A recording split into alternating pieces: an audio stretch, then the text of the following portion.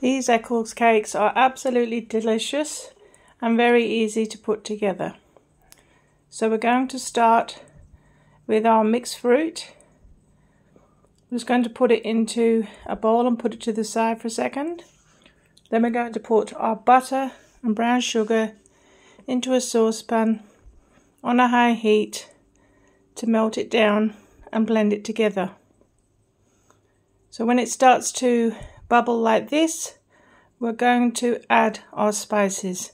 So we're going to add our cinnamon and we're going to add our mixed spice. And we're simply going to put these into the pan with the butter and sugar, and we're going to stir it up like this. And next we're going to add our marmalade. I like a marmalade that's got rind in it. So we're going to mix 1 heaped tablespoon of marmalade, and we're going to stir that into the pan. This makes that beautiful juice with the fruit and is absolutely beautiful. So once we've added all these ingredients and we've given it a good stir around, we're just going to add our fruit to the bowl, give it a stir like this, and then we're going to pop this back onto the stove, and we're going to let this heat up until those juices have all covered into the fruit and it starts to bubble like this. So once it starts to bubble, we're then going to remove it from the stove, and we're just going to let that sit with the lid on and simmer for a while.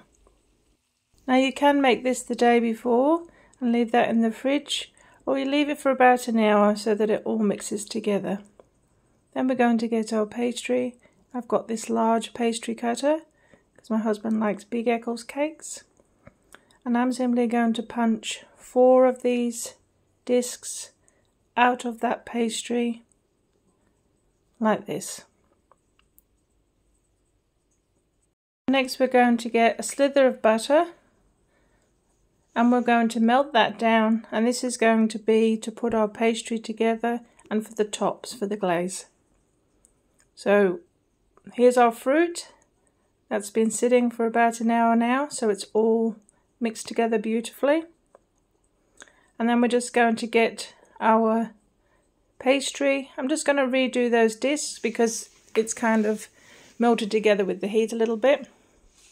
I'm going to brush 2 with that butter, and then we're just going to put 2 nice spoonfuls of the filling into the middle, and then we're going to get those other 2 circles, and I'm simply going to put that over the top, really press those sides down like this. Very quick and easy. And then we're going to put these onto a baking tray, and I'm going to pop 2 holes in the center of each one when I do pop them on the tray. Now I'm going to make 4 at a time. So I've got my 4 on my baking tray,